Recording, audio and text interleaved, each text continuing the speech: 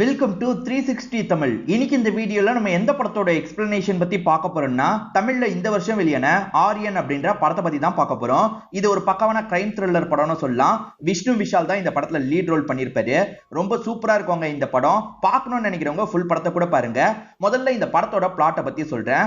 நமக்கு ஸ்டார்டிங் ஒரு ரைட்டரை காட்டுறாங்க. அந்த ரைட்டர் போலீஸையே சேலஞ்ச் பண்றாரு. 5 நாள்ல 5 கொலை பண்ணுவேன், முடிஞ்சா தடுத்துக்கோங்கன்ற மாதிரி சொல்லிட்டாரு. ரைட்டரு இறந்து போயும் இந்த கொலையை பண்ணுவேன்னு சொல்லிட்டாரு. இறந்து போன ஒருத்தர் எப்படி கொலை பண்ண முடியும்ன்ற மாதிரி போலீஸ் டீமை சேர்ந்தவங்களும் யோசிக்கிறாங்க. அவர் சொன்ன மாதிரியே ஒவ்வொரு கொலையா நடக்க ஆரம்பிக்குது. எப்படியாவது இதை ஸ்டாப் பண்ணும் அப்படின்ற மாதிரிலாம் இவங்களுமே ட்ரை பண்றாங்க. இவங்க ஸ்டாப் பண்ணாங்களா, எதுக்காக அவர் இந்த கொலையெல்லாம் பண்றாருன்றதை கண்டுபிடிச்சாங்களா இல்லையான்னு சொல்றது தான் மீதி கதையா இருக்கும். ரொம்ப சூப்பரா இருக்கும். எக்ஸ்பிளனேஷனுக்குள்ள போறதுக்கு முன்னாடி வீடியோக்கு ஒரு லைக் போடுங்க. இந்த எக்ஸ்பிளனேஷன் பிடிச்சிருந்ததுன்னா ஐப்னு ஒரு ஆப்ஷன் இருக்கும், அதையும் கிளிக் பண்ணுங்க. அப்பதான் உங்களை மாதிரி பாக்குற நிறைய பேர்கிட்ட இந்த வீடியோ கொண்டு போய் காட்டும். பண்ணுவீங்கன்னு நம்புறேன். மேற்கொண்டு பேசி டைம் வேஸ்ட் பண்ணாம நம்ம நேரடியா எக்ஸ்பிளனேஷனுக்குள்ள போயிடலாம். படத்தோட ஸ்டார்டிங் சீனே ஒரு டிவி ஷோக்கான ஏற்பாடு நடந்துட்டு இருக்கு. நெய்னான்றவங்க தான் பேட்டி எடுக்க போறாங்க. அசோக்னு ஒரு மினிஸ்டரை பேட்டி எடுக்கிற மாதிரி தான் பிளான் இருக்கும். ஆனா கடைசி நேரத்துல அவர் வரதுக்கு மறுத்துறாரு போல. அதனால ஒரு ஆக்டரை நீ பேட்டி எடுக்கணும் அப்படின்ற மாதிரி எட்டு சொல்லிட்டாரு.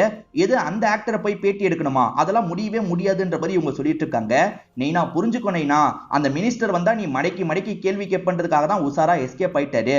நம்ம ஷோ பண்ணி தானே ஆகணும், லைவ் ஷோ வேற, அவர் வரதா சொல்லியிருக்காரு, பேட்டி எடுன்ற மாதிரிலாம் எட்டு கேட்கிறாரு. அந்த ஆக்டரை பேட்டி எடுக்கிறதுல விருப்பம் இல்லைனால இவங்க ஒரு ஸ்டேஜ்ல சரின்ற மாதிரி ஏத்துக்கிறாங்க. அப்படியே கட் பண்ணி நமக்கு ஒருத்தரை காட்டுறாங்க. இவர் பேரு நாராயணன் அப்படின்றது. நாராயணன் வீட்டுல எல்லா வேலையும் பண்ணிட்டு இருக்காரு. இப்ப வீட்டை விட்டு கிளம்பும் போது சாவியை தூக்கி எரிஞ்சிட்டு போறாரு. இதுக்கப்புறம் வீட்டுக்கு வர ஐடியாவே இல்ல போல, அதனாலதான் இப்படி தூக்கி எரிஞ்சிட்டு இங்க இருந்து கிளம்ப ஆரம்பிக்கிறாரு. அந்த ஆக்டரோட பேரு கைலாஷ் அப்படின்றது. இப்ப நெய்னா இருக்காங்கல்ல, அந்த கைலாஷ் கிட்ட நிறைய கேள்வி எல்லாம் கேட்டுட்டு இருக்காங்க. ஜென்ரலா கேட்பாங்கல்ல, அந்த கேள்வி தான் கேட்டுட்டு இருக்காங்க. இத நிறைய பேர் பார்த்துட்டு இருக்காங்க. இப்ப எதிர் சேனல்ல நமக்கு காட்டுறாங்க. இந்த சேனலோட காம்படிட்டரா இருப்பாங்கல்ல, அவங்கள காட்டுறாங்க. அவங்க கைலாஷ பேட்டி எடுக்கணும்னு நினைச்சிருப்பாங்க, அது மிஸ் ஆயிருச்சு. அதனால அந்த சேனல் எட் இருக்கார்ல, வேலை பார்க்குற ஒருத்தரை போட்டு பயங்கரமா திட்டுறாரு. நீ சரியான வேஸ்ட்ன்ற மாதிரிலாம் சொல்லிட்டு இருக்காரு. என்ன இப்படி திட்டுறாரு அப்படின்ற மாதிரி இவரும் ஃபீல் பண்ணிட்டு இருக்காரு. இந்த ஆக்டர் மேல சில அலிகேஷன்லாம் இருக்கும். அதை பத்தி நெய்னா கேள்வி கேட்கறாங்க. அதாவது நிறைய பெண்கள் கிட்ட எல்லை மீறி நடந்ததா பெண்கள் கம்ப்ளைண்ட் கொடுத்திருப்பாங்க. அதை பத்தி தான் கேட்கறாங்க. அதுக்கு இந்த ஆக்டர் இருக்கார்ல, அதெல்லாம் பொய்யான கம்ப்ளைண்ட், அதுல உண்மை இல்லை அப்படின்ற மாதிரிலாம் சொல்லிட்டு இருக்காரு. அப்ப ஆடியன்ஸ்ல இருந்து ஒருத்தர் இவரை கிண்டல் பண்ற மாதிரி பேசுறாரு. நீலாம் ஈரவே கிடையாதுன்ற மாதிரி சொல்லிட்டாரு. ஆடியன்ஸ்ல இருந்து யார் பேசுறது அப்படின்ற மாதிரி இவங்க யோசிச்சுட்டு இருக்காங்க. நாராயணன் ஒருத்தரை காமிச்சாங்கல்ல, அவர் தான் பேசுறாரு. அவர் மேற்கொண்டு இந்த நபரை கிண்டல் பண்ற மாதிரிலாம் பேசிட்டு இருக்காரு. மேடம் என்ன நடக்குது, இவர் ஏன் இப்படி பேசுறாருன்ற மாதிரி அந்த ஆக்டர் கேட்கிறாரு. ஆனா இவர் இருக்கார்ல, திரும்ப திரும்ப கிண்டல் பண்ற மாதிரி பேசிட்டு இருக்காரு. ஒரு ஸ்டேஜ்ல அந்த ஆக்டரும் டென்ஷன் ஆயிடுறாரு. இதுக்கப்புறம் இந்த ஷோல என்னால இருக்க முடியாது அப்படின்ற மாதிரி கிளம்ப பாக்குறாரு. அப்படி கிளம்புறதுக்காக அவர் போகும்போது இந்த நாராயணன் இருக்கார்ல, கன் எடுத்து அவரோட காலிலேயே ஷூட் பண்ணிடுறாரு. யார் இவன் ஷூட் பண்றான் அப்படின்ற மாதிரி பாக்குற எல்லாருமே ஷாக் ஆயிட்டு இருக்காங்க. அந்த கைலாஷம் விட்டுருங்க விட்டுருங்கன்ற மாதிரி கேட்டுட்டு இருக்காரு. நான் உன்னை எதுவுமே பண்ண மாட்டேன், அமைதியா உட்காருன்ற மாதிரி இவர் சொல்லிட்டாரு. இதை தாண்டி ஆடியன்ஸ் பயந்து வெளியே போக பாக்குறாங்கல்ல, எங்கேயும் போக கூடாது, உட்காருங்கன்ற மாதிரி சொல்லிட்டாரு. இது லைவ்ல தான் போயிட்டு இருக்கணும், லைவ கட் பண்ணீங்கன்னு தெரிஞ்சது வேற ஏதாவது பண்ணிருவேன் அப்படின்ற மாதிரி மிரட்டுறாரு. சரி சரி லைவ்ல போய்கிட்டே தான் இருக்கும்ன்ற மாதிரி எட்டுமே சொல்லிட்டாரு. இப்ப நடக்கிற எல்லா விஷயமும் லைவா போயிட்டு இருக்கு. பாக்குற நிறைய பேர் ஷாக் ஆயிடுறாங்க. அதே மாதிரி போலீஸுங்களும் இந்த இடத்துக்கு வந்துடுறாங்க. கபீர் அப்படின்ற ஒரு ஆபீசர் தான் இந்த கேஸை விசாரிக்கிறதுக்காக வந்திருக்காரு. எப்படி உள்ள கன்னோட போனான்ற மாதிரிலாம் யோசிச்சுட்டு இருக்காரு. இந்த நாராயணன் இந்த மாதிரி பண்ணிட்டு இருக்கிறத ஒரு பையன் பாக்குறான். அந்த பையன் இதை பார்த்து செம்மையா ஷாக் ஆகுறான். எதுக்காக இந்த பையன் பார்த்து இவ்வளவு ஷாக் ஆகுறான்னு தெரியல. இப்ப திடீர்னு இவன் திங்ஸ் எல்லாம் எடுத்துட்டு இந்த ரூமை காலி பண்ணிட்டு வேற எங்கேயோ கிளம்புறான். ஏன் எதுக்குன்றது போக போக உங்களுக்கே புரியும். இப்ப கண்ணன் ஒருத்தரை காட்டுறாங்க. இப்ப இவருமே இந்த வீடியோ எல்லாம் பார்த்து ஷாக் ஆகுறாரு. இந்த பையனும் கண்ணனும் எதுக்காக ஷாக் ஆகுறாங்க அப்படின்றது தெளிவா நமக்கு தெரியல. இப்ப நெய்னா இருக்காங்கல்ல, என்ன சார் உங்களுக்கு வேணும், ஏன் சார் இப்படி பண்ணிட்டு இருக்கீங்க அப்படின்ற மாதிரிலாம் கேக்குறாங்க. அதுக்கு இந்த நாராயணன் இருக்கார்ல, அடுத்த 1 மணி நேரத்துக்குள்ள அழகர்னு ஒருத்தன் இந்த இடத்துல சாக போறான் அப்படின்ற மாதிரி சொல்லிட்டாரு. இங்கதான் அழகர்ன்ற நபர் இருக்காரு போல, அவர் யாரு என்னன்றதை தேடணும் அப்படின்ற மாதிரி ஆளுங்க உள்ள இருந்தே தேடுற வேலையெல்லாம் பார்த்துட்டு இருக்காங்க. அதே மாதிரி கபீர் எப்படி உள்ள நுழையலான்ற மாதிரி யோசிச்சுட்டு இருக்காரு. இன்னும் 1 மணி நேரத்துல அழகர்னு ஒருத்தனை கொல்ல போறதா சொல்றான்ல, அதனால உள்ள போய் எப்படியாவது காப்பாத்தணும்ன்ற மாதிரி யோசிக்கிறாரு. ஆடியன்ஸா ஒரு 100 பேர் கிட்ட இருக்காங்கல்ல, அந்த 100 பேர்ல அழகர் யாருன்றதை தெரிஞ்சுக்கணும் அப்படின்ற மாதிரி யோசிச்சுட்டு இருக்காங்க. அப்படியே கட் பண்ணி நெய்னாவை காட்டுறாங்க. நெய்னாவை எதுக்காக இந்த மாதிரி பண்ணிட்டு இருக்கீங்க, உங்க பிரச்சனை தான் என்னன்ற மாதிரி கேக்குறாங்க. இப்ப இவருமே தான் ஒரு ரைட்டர்ன்றதை சொல்லிட்டாரு. இதெல்லாம் நான் எழுதின புக் படிச்சிருக்கீங்களான்னு கேக்குறாரு. கேள்விப்பட்டிருக்கேன், படிச்சது இல்லன்ற மாதிரி இவங்க சொல்றாங்க. ஆமா நிறைய பேர் படிச்சது இல்ல, என் பப்ளிஷர் முத கொண்டு உங்ககிட்ட ஸ்டஃபே இல்லன்ற மாதிரிலாம் என்ன கிண்டல் பண்ணாரு. அதனால தான் லைவா ஒரு விஷயத்த பண்ணலாம்னு முடிவு பண்ணிருக்கேன். அடுத்த 5 நாள் 5 கொலை நடக்க போகுது, அதுதான் பிளாட்ன்ற மாதிரி சொல்லிட்டாரு. இதை கேட்கிற நைனா இருக்காங்கல்ல, சார் இந்த பிளாட் கூட சரியில்லை சார், ஏன்னா நிறைய படம் இதை வச்சே வந்திருக்கு, இதை வச்சே நிறைய கதைகள்லாம் வந்திருக்கு, நீங்க ரொம்ப கிளீஷேவான ஒரு கதையை தான் எடுத்திருக்கீங்க, உங்க பப்ளிஷர் சொன்ன மாதிரி உங்ககிட்ட யோசிக்கிற திறமை கம்மியா தான் இருக்குன்ற மாதிரி சொல்லிட்டாங்க. இதை கேட்கிறவர் பயங்கரமா கோவப்படுறாரு. அப்படி கோவப்படுறவர் சட்டுன்னு சிரிக்க ஆரம்பிச்சிடுறாரு. நான் இன்னும் கதையை முழுசா சொல்லல, சொல்றேன் அப்படின்ற மாதிரிலாம் இவங்க கிட்ட பேச ஆரம்பிக்கிறாரு. இந்த சமயம் கபீரும் டீமோ சேர்ந்த மாதிரி உள்ள நுழையிறதுக்கான ஏற்பாடெல்லாம் பண்ணிடுறாங்க. சட்டுன்னு உள்ள நுழைஞ்சு அவனை பிடிக்கணும்ன்ற மாதிரி யோசிச்சுட்டு இருக்காங்க. இப்பதான் இந்த நெய்னாவோட எட்டுக்கு ஒரு தகவல் தெரிய வருது. அதாவது அந்த நாராயணனோட உண்மையான பேர் தான் அழகர்னு தெரிய வருது. அப்ப சாக போறதே அழகரான்ற மாதிரி இவங்க யோசிக்கிறாங்க. சார் நீங்க உங்களையே சாவடிச்சுக்க போறீங்களான்ற மாதிரி கேக்குறாங்க. ஆமான்ற மாதிரி இவரும் சொல்லிட்டாரு. நீங்களே செத்து போயிட்டீங்கன்னா எப்படி அடுத்த 5 கொலையை பண்ணுவீங்க அப்படின்ற மாதிரிலாம் இவங்க கேக்குறாங்க. அதுதான் சுவாரஸ்யமான விஷயம்.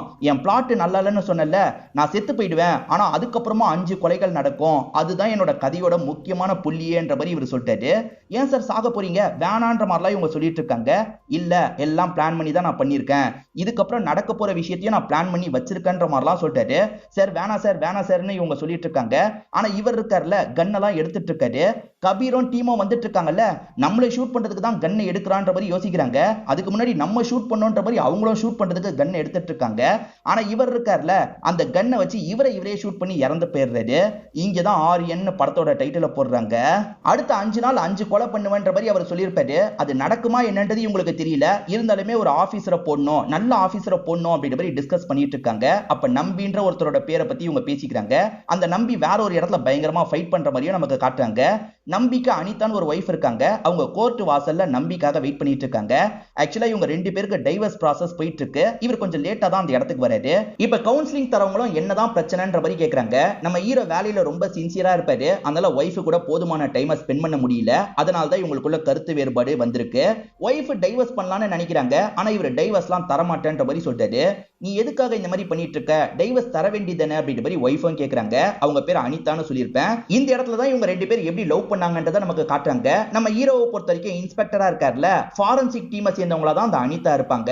ஒரு கேஸ்ல இவங்க மீட் பண்ணிருப்பாங்க, லைட்டா பேசியிருப்பாங்க. அப்படி பேச 2 பேருக்குமே ஒருத்தர் பிடிக்க ஆரம்பிச்சிருக்கும். 2 பேருமே லவ் பண்ண ஆரம்பிச்சிருப்பாங்க. 2 பேருமே வீட்டை சேர்ந்தவங்க கிட்ட சொல்லியிருப்பாங்க.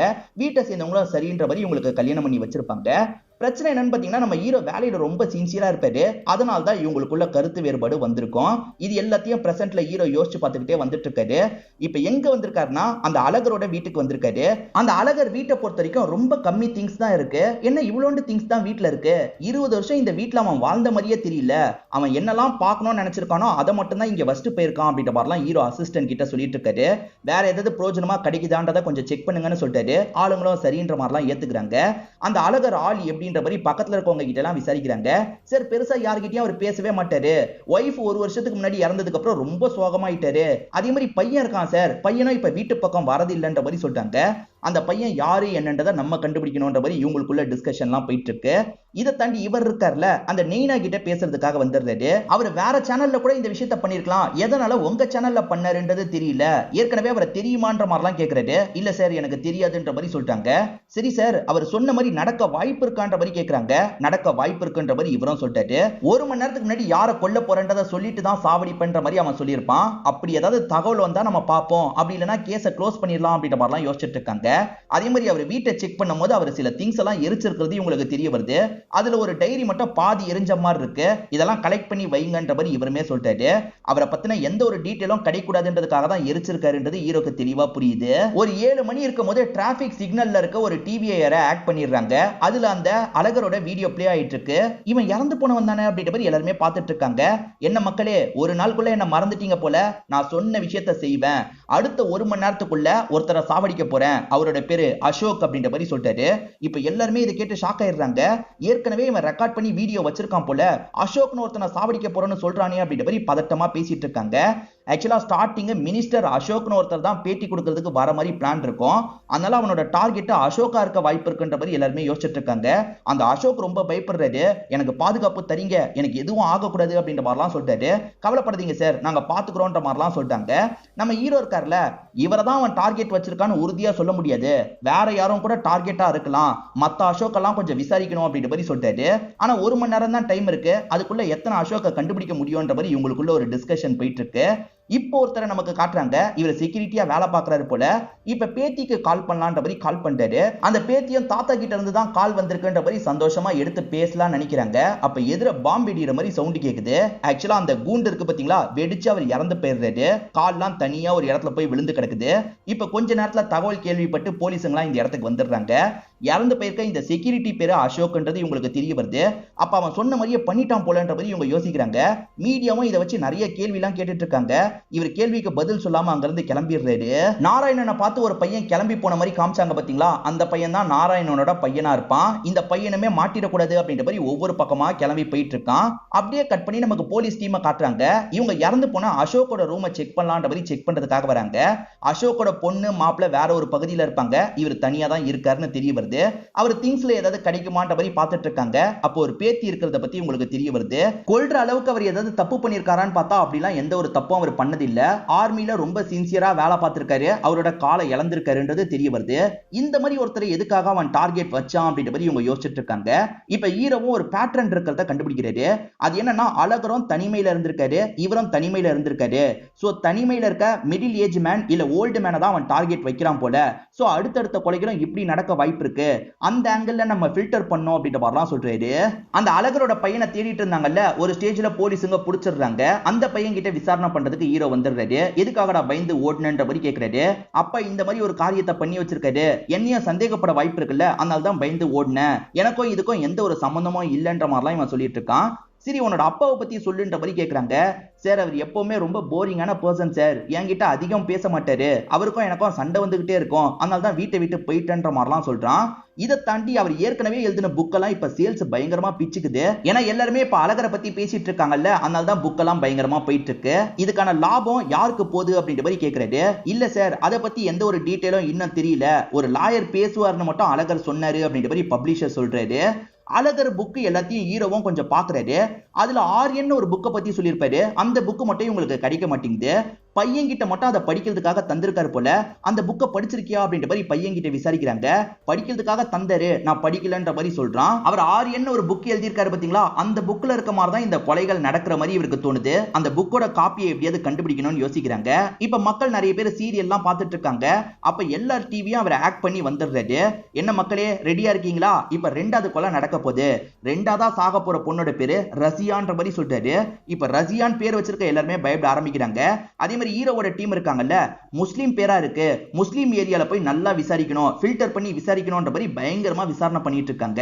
அப்படியே கட் பண்ணி டான்ஸுக்காக ரெடி ஆயிட்டு இருக்க ஒரு பொண்ணை நமக்கு காட்டுறாங்க.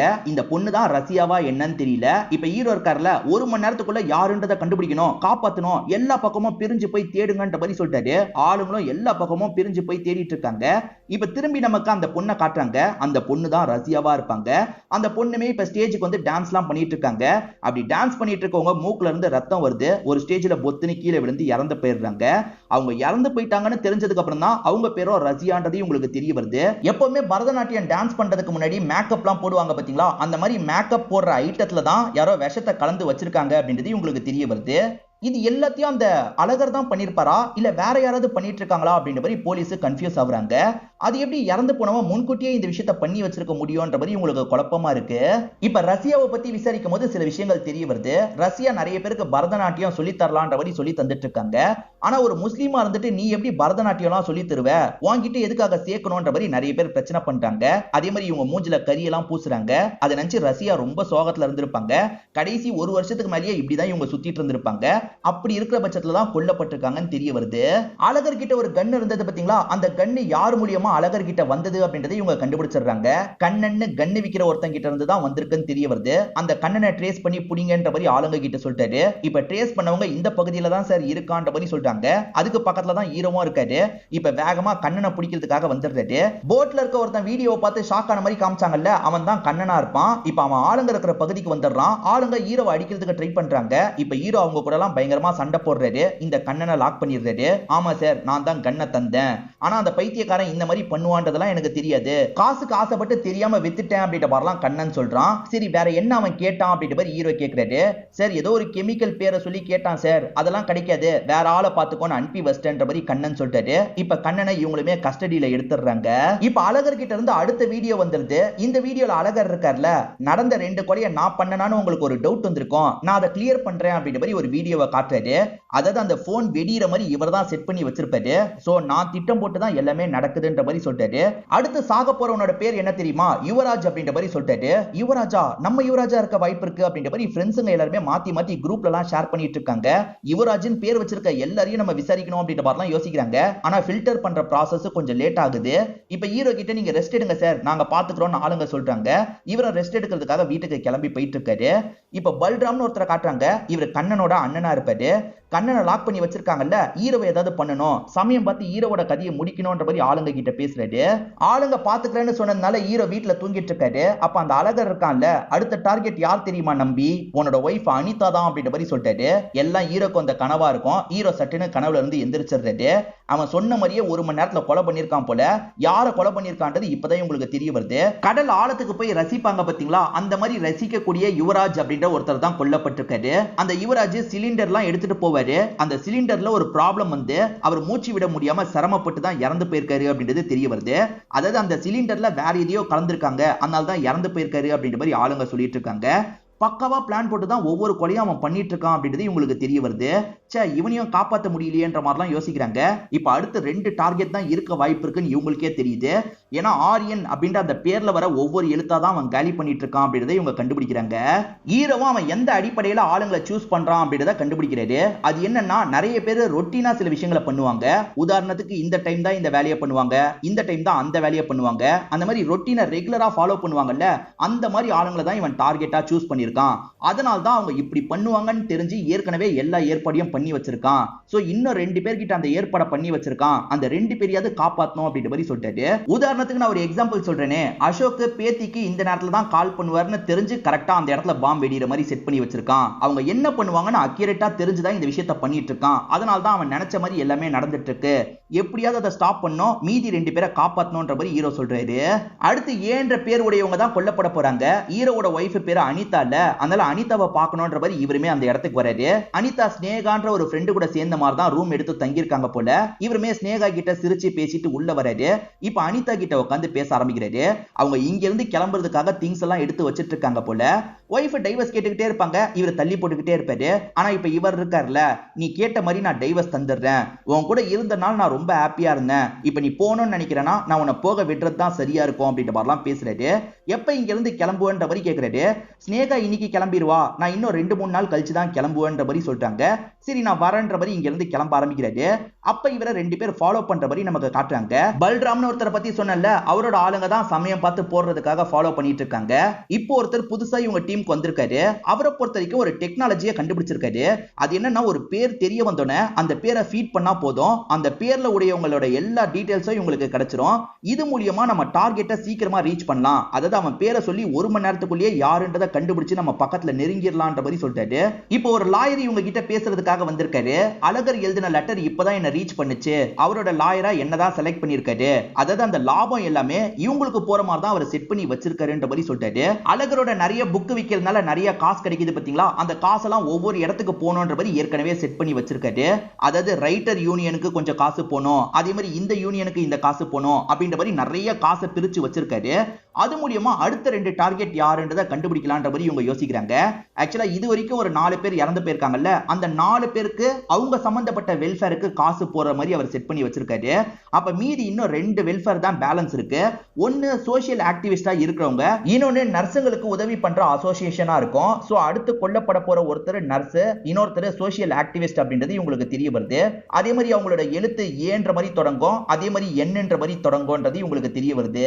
இந்த வாட்டியாவது அவன் சொன்னோனே டார்கெட்டை நம்ம ரீச் பண்ணோன்ற மாதிரி ஹீரோ ஆளுங்க கிட்ட சொல்லிட்டு, இந்த சமயம் ஆப்போசிட் சேனல்ல இருக்கவங்களுக்கு ஒரு தகவல் கிடைக்குது. அங்க அங்க ஜெகதீஷ்னு ஒருத்தர் திட்டு வாங்கின மாதிரி காமிச்சாங்கல்ல, அவருக்கு தான் அழகர் கிட்ட இருந்து லெட்டர் வந்திருக்கு. அதாவது இந்த வீடியோவை நீ ரிலீஸ் பண்ணு அப்படின்ற மாதிரி சொல்லியிருக்காரு. சார் டிஆர்பி பிச்சுக்கும், இதை நம்ம ரிலீஸ் பண்ணலாம் அப்படின்ற மாதிரி இவருமே ரிலீஸ் பண்ணிட்டாரு. ஒவ்வொரு வாட்டியும் ஒவ்வொரு மெத்தடை யூஸ் பண்ணி அவரோட வீடியோவை கொண்டு வந்துட்டு இருக்காரு. அந்த மாதிரி இப்ப டிவி சேனலை யூஸ் பண்ணி அவரோட வீடியோவை கொண்டு வந்திருக்காரு. அடுத்து கொல்லப்பட போறவங்களோட பேரு ஆஷான்ற மாதிரி சொல்லிட்டாரு. இப்ப இவங்களுக்கு 1 மணி நேரம் டைம் இருக்கு. அந்த ஆஷா நர்ஸா இருக்க வாய்ப்பு இருக்குன்ற மாதிரி இவங்க கெஸ் பண்றாங்க. நர்ஸா இருக்கலாம், அப்படி இல்லனா சோஷியல் ஆக்டிவிஸ்டா இருக்கலாம்ன்ற மாதிரி செக் பண்றாங்கல்ல. அதுல நர்ஸ்ல ஆஷான்னு ஒருத்தங்க இருக்கிறத பத்தி உங்களுக்கு தெரிய வருது. அந்த ஆஷாவோட ஸ்டோரியே உங்களுக்கு தெரிஞ்சிருது. ஆஷாவை பொறுத்த வரைக்கும் இந்த கொரோனா டைம்ல ரொம்ப சின்சியரா வேலை பார்த்திருப்பாங்க. ஹஸ்பண்டும் இவங்களும் சின்சியரா வேலை பார்த்திருப்பாங்க. ஹஸ்பண்ட் இறந்து போயிடுறாரு. அதை நினைச்சு இவங்க ரொம்ப கஷ்டத்துல இருக்காங்க. ஹஸ்பண்ட் இறந்து போனதுக்கு கவர்மெண்ட் நஷ்டஈடு வழங்கணும். ஆனா நஷ்டஈடு வழங்காம இழுத்தடிச்சுக்கிட்டே இருப்பாங்க.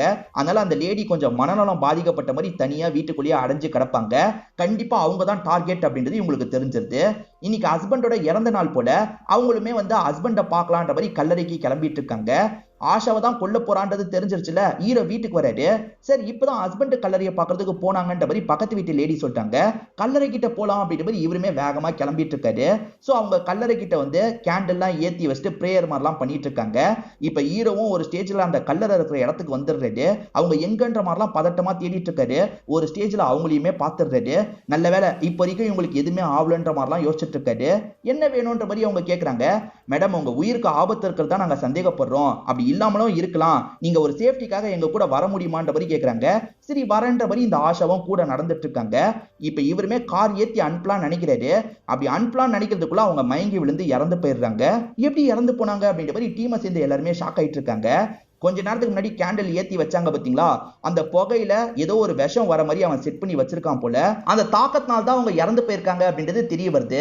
ஹீரோ இந்த கேஸ் எடுத்து 4 பேரை சாவ விட்டுட்டார்ல. அதனால ஹீரோவை பத்தி நியூஸ் மீடியா எல்லாம் கிளின்னு கிளிக்கிறாங்க. ஹீரோ ரொம்ப ஃபீலிங்கா இருக்காரு. அப்ப இவருக்கு 2 பேர் ஆறுதல் சொல்றாங்க. ஒன்னு எக்ஸ் ஒய்ஃபான அனிதா, இன்னொன்னு அந்த நெய்னான்றவங்க. ஃபீல் பண்ணாதீங்க, நீங்க உங்களோட வேலையை சரியா தான் செய்றீங்க. கடைசி ஆளை நீங்க காப்பாத்துவீங்கன்னு எனக்கு நம்பிக்கை இருக்கு அப்படின்ற மாதிரிலாம் சொல்லிட்டு இருக்காங்க. இப்ப அப்படியே கட் பண்ணி மறுநாள் காலையில சமயம் ஒரு லேடி பெருக்கிறதுக்காக வராங்க. அப்படி பெருக்கிறதுக்காக வரவங்க ஒரு சீட்டுக்கு கீழே போன் ஒட்டி இருக்கிறத கவனிக்கிறாங்க. இதை எடுத்து போலீஸ் கிட்ட இவங்க ஒப்படைச்சிடுறாங்க. ஆக்சுவலா அந்த போன் மூலியமா தான் ஒவ்வொரு வீடியோவா ரிலீஸ் பண்ணிருக்காரு, ஷெட்யூல் போட்டு வச்சிருக்காருன்றது இவங்களுக்கு தெரிய வருது. அடுத்து ஒரு வீடியோ ரிலீஸ் ஆக போது பாத்தீங்களா, அது ரிலீஸ் ஆகிறதுக்கு முன்னாடியே இவங்க பாக்குறதுக்கான வாய்ப்பு கிடைக்குது. எப்பவுமே 1 மணி நேரத்துக்கு முன்னாடி தான் வீடியோ கிடைக்கும். இந்த வாட்டி ஒரு 4 மணி நேரத்துக்கு முன்னாடி வீடியோ கிடைச்சிருது. அந்த வீடியோல என்ன பேசியிருக்காருன்றதை இவங்க பாக்குறாங்க. இன்னைக்கு தான் நான் கடைசி கொலை பண்ண போறேன், எந்த எழுத்தை சேர்ந்தவங்கள நான் கொலை பண்ண போறேன்றதை நீங்க கண்டிப்பா கெஸ் பண்ணிருப்பீங்க. நீங்க நினைச்சது சரிதான், என்னன்ற எழுத்தை சேர்ந்தவங்கள தான் நான் கொலை பண்ண போறேன். எல்லா வாட்டியும் நான் பேரையே சொல்லிட்டேன்ல, ஆனா இந்த வாட்டி ஒரு சேஞ்சுக்கு நான் பேரை சொல்ல போறது இல்ல, நீங்களே தான் முடிவு பண்ணிக்க போறீங்க. என்னல நான் யாரை கொல்ல போறேன், நம்பி சார் நீங்களே இந்த விஷயத்தை கண்டுபிடிச்சுக்கோங்க அப்படின்ற மாதிரி கிண்டலா சொல்றாரு. இந்த சமயம் ஹீரோ இங்க தான் இருப்பாருன்னு கெஸ் பண்ணி தான் இந்த கேள்வியை கேட்கிறாரு. எப்படி கெஸ் பண்ணான்ற மாதிரி ஹீரோ ஷாக்கிங்கா பார்த்துட்டு இருக்காரு. அதே மாதிரி டீம் இருக்காங்கல்ல, அடுத்து ஒன்னதான் கொல்ல போறான் போல, நீ சேஃபா இருக்கணும்ன்ற மாதிரி சொல்றாங்க. இல்ல சார், என்ன வச்சு டைவர்ட் பண்ணி வேற யாரையோ கொல்ல போறான்னு எனக்கு தோணுதுன்ற மாதிரி சொல்லிட்டாரு. நான் ஆக்டிவிஸ்டாலாம் இருந்ததே இல்ல, அவன் அடுத்து கொல்ல போறது ஒரு ஆக்டிவிஸ்ட் அப்படின்ற மாதிரி சொல்லிட்டாரு. நீயும் காலேஜ் டைம்ல ஆக்டிவிஸ்டாலாம் இருந்திருக்கன்ற மாதிரி ஆளுங்க சொல்றாங்க. இருந்தாலுமே ஹீரோக்கு நம்ம டார்கெட்டா இருக்க வாய்ப்பு இல்லைன்ற மாதிரிலாம் தோணுது. ஆனா டீமை சேர்ந்தவங்க இருக்காங்கல்ல, சார் நீங்க தான் இந்த கேஸை எடுப்பீங்கன்றதை ஏற்கனவே அவன் கெஸ் பண்ணிருக்கான், அதனால தான் வீடியோவை அந்த மாதிரி ரெடி பண்ணிருக்கான். அவன் அடுத்த டார்கெட் நீங்களா இருக்க தான் நிறைய வாய்ப்பு இருக்கு, நீங்க சேஃபா இருக்கிறது தான் நல்லது, ஒருத்தரையாவது நம்ம காப்பாத்தி ஆகணும்ன்ற மாதிரி சொல்றாங்க. இவரும் சரின்ற மாதிரி ஏத்துக்கிறாரு. அதாவது இவங்க கண்ட்ரோல்ல ஹீரோ பத்திரமா இருக்கணும்ன்ற மாதிரி சொல்றாங்க. பல்ராம் ஆளுங்களும் ஹீரோ வெளியே வந்தா போட்டு தள்ளலான்ற மாதிரி யோசிக்கிறாங்க. ஆனா ஹீரோவா ஆளுங்க உட்கார வச்சிருக்காங்க. இப்ப ஹீரோவோட மைண்டுக்குள்ள ஒரு விஷயம் ஓடுது. அது என்னன்னா, என்னன்னு தான் சொன்னான், நம்பின்னு அவன் சொல்லவே இல்ல. அப்ப என்னல வேற யாரையாவது டார்கெட் பண்ண கூட வாய்ப்பு இருக்கு, ஒருவேளை அது நெய்னாவா இருக்குமா அப்படின்ற மாதிரி இவர் யோசிக்கிறாரு. ஏன்னா அவங்க பேருமே என்னல தானே ஸ்டார்ட் ஆகுது. நெய்னாவை கொஞ்சம் பாருங்க, கால் பண்ணா எடுக்க மாட்டாங்கன்னு ஆளுங்க கிட்ட சொல்லிடுறாரு. இப்ப இவர்கிட்ட டெக்னிக்கல் பர்சனா இருக்கவர் ஒரு விஷயத்தை பார்த்துட்டு இருக்காரு. அவர் கடைசியா எடுத்த வீடியோல பின்னாடி மண்ணெல்லாம் தோன்றதுக்கு யூஸ் பண்ண ஏதோ ஒரு பொருள் இருக்கு. அதை பார்க்குற இவருக்கு சில விஷயங்கள் ஸ்ட்ரைக் ஆகுது. ஒரு டைரி பாதி எரிஞ்ச மாதிரி கிடைச்சதுல, அதுல ஏதாவது கிடைக்குதா பார்க்கலான்ற மாதிரி செக் பண்றதுக்காக ஹீரோ வந்துடுறாரு. அதுல அவர் ஏதோ ஒரு பிளான் போட்டிருக்கிறது தெரியுது. அவர் வீட்டுக்கு கீழே ஏதோ செட் பண்ற மாதிரி பிளான் போட்டிருக்கிறது தெரியுது. அழகர் பையன் கூட என்ன சொல்லியிருப்பானா, அப்பாவோட ட்ரெஸ் எல்லாம் மண்ணு கரையா இருந்தது அப்படின்ற மாதிரி சொல்லியிருப்பான். சோ வீட்டுக்கிட்டே எதையோ நோண்டி இருக்காரு அப்படின்ற மாதிரி இவர் யோசிக்கிறாரு. அவன் வீட்டுக்கு அடியில யாரையோ மறைச்சு வச்சிருக்கான், அது யாருன்றதை நம்ம கண்டுபிடிக்கணும் அப்படின்ற மாதிரி இவரும் வேக வேகமா இங்க இருந்து கிளம்ப ஆரம்பிச்சு ஆரம்பிக்கிறாரு. ஆளுங்க போகாதீங்க போகாதீங்கன்னு சொல்றாங்க. அதை மீறியே இவர் கிளம்ப ஆரம்பிச்சிடுறாரு. ஹீரோ வெளியே வந்தா போட்டு தள்ளணும் அப்படின்ற மாதிரி பல்ராம் ஆளுங்க வெயிட் பண்ணிட்டு இருக்காங்கல்ல, அவங்களுமே ஹீரோவை ஃபாலோ பண்றாங்க. ஹீரோ ஒரு திருவிழாவை தாண்டி போற மாதிரி தான் பிளான் இருக்கும். அப்படி போயிட்டு இருக்கும்போது ஆளுங்க இருக்காங்கல்ல, வேஷம் போட்ட மாதிரி இவரை கேலி பண்றதுக்கு ட்ரை பண்றாங்க. இவரும் தடுத்து அவங்க கூட சண்டை போடுறாரு. ஒரு ஸ்டேஜ்ல அடிக்க வந்த ஆளுங்க எல்லாரையும் இவர் அடிச்சு போட்டுறாரு. இங்க இருந்து பக்கத்துல தான் அழகரோட வீடு இருக்கும். அழகர் வீட்டுக்கு உடனே போனோன்ற மாதிரி வேக வேகமா ஓடிட்டு இருக்காரு. இப்ப ஆளுங்க நெய்னாவை ரீச் பண்றாங்க. நெய்னா சேஃபா இருக்கிறது தெரியுது. அதே மாதிரி என்னன்ற பேர்ல மத்தவங்களையும் விசாரிச்சுட்டு இருக்காங்க. அப்படி விசாரிக்கும் போது நந்தினின்னு ஒரு ஆக்டிவிஸ்ட் மிஸ் ஆகுறது உங்களுக்கு தெரிய வருது. அவங்க ஒரு திருநங்கையா இருப்பாங்க. கடைசி ஒரு வாரமாவே அவங்க மிஸ் ஆகுறாங்கன்ற மாதிரி சொல்லிட்டாங்க. ஒருவேளை அவங்க தான் அடுத்த டார்கெட்டா அப்படின்ற மாதிரி போலீஸ் டீமை சேர்ந்தவங்களும் யோசிக்கிறாங்க. மேக்ஸிமம் ஹீரோவா இருக்க தான் வாய்ப்பு இருக்கு. அப்படி இல்லனா வேற யாராவது இருக்க வாய்ப்பு இருக்குன்ற மாதிரி தான் தேடிட்டு இருக்காங்க. இப்ப ஹீரோ அந்த வீட்டுக்கு வந்துடுறாரு. அடியில ஏதாவது வழி போதான்னு தேடுறாரு. உண்மையிலேயே அடியில வழி போகுது. அந்த வழியா இவர் நடந்து வந்துட்டு இருக்காரு. அப்படி வந்துட்டு இருக்கும்போது திடீர்னு ஒரு கண்ணாடி இவரை பிளாக் பண்ணிருது. ஒரு கண்ணாடிக்குள்ள இவருமே சிக்கிக்கிறாரு. இவர் சிக்கிட்டார்னு தெரிஞ்சதுக்கு அப்புறம் அந்த இடத்துல ஒரு வீடியோ பிளே ஆக ஆரம்பிக்குது. அந்த பெருக்கிறவங்களுக்கு போன் எதர்ச்சியா கிடைச்சதா நீங்க நினைக்கிறீங்களா? நான் தான் கிடைக்கிறதுக்காக வச்சேன். அந்த லேடி எப்பவுமே நல்லா பெருக்குவாங்க. அவங்க லீவ்ல இருந்து இந்த நாள் வர போறாங்கன்னு தெரிஞ்சுதான் போன் அந்த இடத்துல வச்சேன். உங்களுக்கு இன்ஃபர்மேஷன் முன்னாடி கிடைச்சதா நீங்க நினைச்சீங்கல்ல, அது கிடையாது. நான் தான் முன்னாடி இன்ஃபர்மேஷன் தரலான்னு நினைச்சேன்ற மாதிரி இவர் சொல்லிட்டு இருக்காரு. இப்ப ஹீரோ லாக் ஆயிருக்க கண்ணாடிக்குள்ள தண்ணியா வந்துட்டு இருக்கு. அச்சச்சோ, நம்ம கதையை தான் முடிக்க போறான் போல, நம்மளே வந்து மாட்டிக்கிட்டோன்ற மாதிரி இவர் யோசிக்கிறாரு. தப்பிக்கிறதுக்கு பயங்கரமா ட்ரை பண்ணிட்டு இருக்காரு. ஹீரோ ஸ்டேஷனை விட்டு கிளம்பினதை பத்தி தெரிஞ்சுக்கிட்டு ஆளுங்களுமே ஹீரோவை தேடி வந்துட்டு இருக்காங்க. ஹீரோவும் இந்த கண்ணாடியை உடைக்கிறதுக்கு ட்ரை பண்ணிட்டு இருக்காரு. ஆளுங்க வந்துட்டு இருக்காங்க, இவரும் உடைக்கிறதுக்கு ட்ரை பண்றாரு. ஆளுங்க வரதுக்கு முன்னாடியே இவர் கண்ணாடியை உடைச்சிட்டு வெளியே வந்துடுறாரு.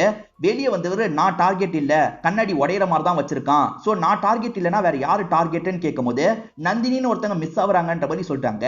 அப்பதான் பக்கத்துல ஓபன் பண்ற மாதிரி ஒரு இடம் இருக்கிறதை இவர் பாக்குறாரு. ஓபன் பண்ணலான்ற மாதிரி வேகமா ஓபன் பண்றாரு. உள்ள நந்தினி தான் இருக்காங்க. கடைசி 8 நாளா இங்க தான் இருக்காங்க போல. அவங்களுக்கு தேவையான எல்லாமே கிடைக்கிற மாதிரி அவரை செட் பண்ணி வச்சிருக்காரு. இப்பதான் உயிர் போற மாதிரி செட் பண்ணி வச்சிருப்பாரு. ஆனா அதுக்குள்ள இவங்க காப்பாத்திடுறாங்க. சோ கடைசியான நந்தினியை இவங்க காப்பாத்திடுறாங்க. இப்ப மீடியாட்கள் எதுக்காக அவன் இந்த மாதிரி பண்ணிருக்கான் அப்படின்ற மாதிரி போலீஸுங்க கிட்ட கேள்வி கேட்கறாங்க. போலீஸுங்களுமே எதுக்காக அவன் பண்ணிருக்க வாய்ப்பு இருக்குன்றதை இந்த இடத்துல சொல்ல ஆரம்பிக்கிறாங்க. ஆக்சுவலா இறந்து போயிருக்க எல்லாருமே ரொம்ப நல்லவங்களா இருப்பாங்க. அவங்க பண்ண நல்லதை யாருமே அப்ரிஷியேட் பண்ணிருக்க மாட்டாங்க. உதாரணத்துக்கு அசோக பொறுத்த வரைக்கும் ஆர்மியில நாட்டுக்காக தான் அவரோட காலியை இழந்திருப்பாரு. ஆனா அவர் கால் இழந்ததை பத்தி யாருக்குமே கவலை கிடையாது. அவரை பெருசா யாருமே மதிக்க மாட்டாங்க. என் பொண்ணு கூட ஒதுக்கி தானே வச்சிருக்காங்க. அந்த மாதிரி கொல்லப்பட்ட எல்லாருமே சமுதாயத்தால ஒதுக்கி வைக்கப்பட்டவங்களா இருப்பாங்க. யுவராஜ்னு ஒருத்தரை பத்தி சொன்னாங்கல்ல, அந்த யுவராஜை பொறுத்த வரைக்கும் நிறைய விஷயங்களை தடுத்து நிறுத்தியிருப்பாரு. அதாவது மணல் கொள்ள இந்த மாதிரி விஷயத்தெல்லாம் தடுத்து நிறுத்தியிருப்பாரு. ஆனா அவர் யாருமே அப்ரிஷியேட்டே பண்ணிருக்க மாட்டாங்க. இந்த மாதிரி ஆளுங்க ரொம்ப கம்மியா தான் இருக்காங்க. ஆனா அவங்களுக்குமே அவங்க பண்றதுக்கான அப்ரிஷியேஷன் கிடைக்கவே மாட்டேங்குது. நம்ம அவங்கள ஒரு ஆளாவே கண்டுக்க மாட்டோம், மதிக்கவே மாட்டோம். இதுக்கப்புறம் மாதிரி இந்த மாதிரி ஆளுங்களை மதிக்கணும், அவங்கள நம்ம கொஞ்சம் கவனிக்கணும்ன்றத புரிய வைக்கிறதுக்காக தான் அழகர் இந்த மாதிரி பண்ணிருப்பாரு. சோ நிறைய பேர் இந்த மாதிரி இருக்காங்கல்ல, அதுல ஒரு 6 பேரை செலக்ட் பண்ணி தான் இந்த விஷயத்தை பண்ணிருப்பாரு. அவரையும் ஒருத்தரா செலக்ட் பண்ணிருப்பாரு. அதனால தான் இந்த 6 கொலையை பண்ணிருக்காரு. அழகரை பொறுத்த வரைக்கும் இந்த விஷயத்தை எல்லாருக்கும் புரிய வைக்கணும்னு நினைச்சிருப்பாரு. இவங்க 6 பேரை டார்கெட்டா சூஸ் பண்ணதுக்கு ஒரு காரணம் இருக்கு. ஏன்னா இவங்க 6 பேர் எப்ப செத்து போனாலும் ஓகேன்ற ஒரு மைண்ட் செட்ல தான் வாழ்ந்துட்டு இருந்திருப்பாங்க. அவங்களே சாவறதுக்கு ரெடியா தான் இருக்காங்க. இவங்கள வச்சு மத்தவங்களுக்கு இதை புரிய வைக்கணும்ன்றதுக்காக தான் இவங்கள செலக்ட் பண்ணிருப்பாரு. உதாரணத்துக்கு அந்த நர்சல் ஏரியை எடுத்துக்கிட்டீங்கன்னா, ஹஸ்பண்ட் இறந்ததுக்கு அப்புறமே இறந்து போயிடலான்ற மாதிரிலாம் யோசிச்சிருப்பாங்க. அடிக்கடி நான் செத்து போனாலே நல்லா இருக்கும்ன்ற மாதிரிலாம் புலம்பி இருப்பாங்க. அதெல்லாம் கேட்டு தான் அவங்கள முடிவு பண்ணிருப்பாரு. இந்த மாதிரி சாவலான்னு நினைச்சவங்கள தான் இவர் டார்கெட்டாவே முடிவு பண்ணிருக்காருன்றது தெரிய வருது. இது எல்லாத்தையும் இந்த இடத்துல ஹீரோ எக்ஸ்பிளைன் பண்ணிட்டு இருக்காரு. இப்ப மீடியாட்கள் இருக்காங்கல்ல, அப்ப அவர் செஞ்சது சரின்னு சொல்ல வரீங்களான்ற மாதிரி கேக்குறாங்க. இல்ல, என்னதான் இருந்தாலும் கொலை பண்றதை ஏத்துக்கவே முடியாது. அவர் புரிய வைக்கணும்னு நினைச்சதை வேற மாதிரி புரிய வச்சிருக்கலாம். இப்படிலாம் பண்ணிருக்க கூடாது அப்படின்ற மாதிரி சொல்லிட்டு இருக்காரு. இப்ப எல்லாம் முடிஞ்சதுக்கு அப்புறம் இவர் நெய்னாவை மீட் பண்ணிட்டாரு. இப்ப நெய்னா என்ன கேக்குறாங்கன்னா, அவர் உங்களை பேர் சொல்லி கூப்பிட்டாரு, உங்களை தான் கூப்பிட்டாரா இல்ல வேற யாரையாவது கூப்பிட்டாரா அப்படின்ற மாதிரி கேக்குறாங்க. இல்ல, நந்தினின்னு ஒருத்தங்களை காப்பாத்தினல, அவங்க ஆணா இருக்கும் போது அவங்க பேரு நம்பி, அதை மீன் பண்ணி தான் அப்படி சொல்லியிருக்காரு. நான் இந்த கேஸுக்கு வருவேன்றதெல்லாம் அவர் கெஸ் பண்ணிருக்கவே வாய்ப்பு இல்ல அப்படின்ற மாதிரி ஹீரோ சொல்றாரு. இப்பதான் பாஸ்ட்ல நடந்த ஒரு விஷயத்தை ரிவீல் பண்றாங்க. ஹீரோ ஸ்மோக் பண்ணிட்டு ஒரு இடத்தை விட்டு கிளம்புறாரு. அப்ப கிளம்பிட்டு இருக்க ஹீரோவை அழகர் பார்த்துட்டு இருக்காரு. சோ ஹீரோ இந்த கேஸ்க்கு வருவார்னு அழகர் கெஸ் பண்ணிருக்காருன்ற மாதிரி நமக்கு காட்டுறாங்க. இப்ப அசிஸ்டன்ட் இருக்கார்ல, சார் அந்த ஆரியனோட டிராஃப்ட் கிடைச்சிருச்சு அப்படின்ற மாதிரி சொல்லிட்டாரு. படிக்கணும்ன்ற மாதிரி ஹீரோவும் வேகமா வாங்குறாரு. கடைசி பக்கங்களை படிக்கணும், நம்ம இந்த கேஸ்க்கு வருவோன்றதை கெஸ் பண்ணிருக்கானா இல்லையான்றதை தெரிஞ்சுக்கணும் அப்படின்ற மாதிரி படிக்கிறாரு. பார்த்தா அதையும் அவர் கெஸ் பண்ணிருக்காரு அப்படின்றது தெரிய வருது. இந்த போலீஸ் தான் இந்த கேஸை விசாரிப்பான் அப்படின்ற மாதிரி கெஸ் பண்ணி தான் எழுதியிருக்காரு. அட பாவமே, அப்ப இந்த அளவுக்கு கெஸ் பண்ணி தான் ஒவ்வொரு விஷயத்தையும் பண்ணிருக்கானா அப்படின்ற மாதிரி ஹீரோ ரொம்ப ஆச்சரியப்படுறாரு. இதோடயே இந்த படத்தோட கதையை முடிச்சிடுறாங்க. இந்த படத்துல வந்த ட்விஸ்ட் அண்ட் டர்ன்ஸ்லாம் கண்டிப்பா உங்களுக்கு பிடிச்சிருக்கும்னு நம்புறேன்.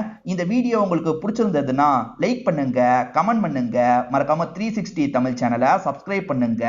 தொடர்ச்சியா இந்த மாதிரி வீடியோக்கள் வந்துகிட்டே தான் இருக்கும்.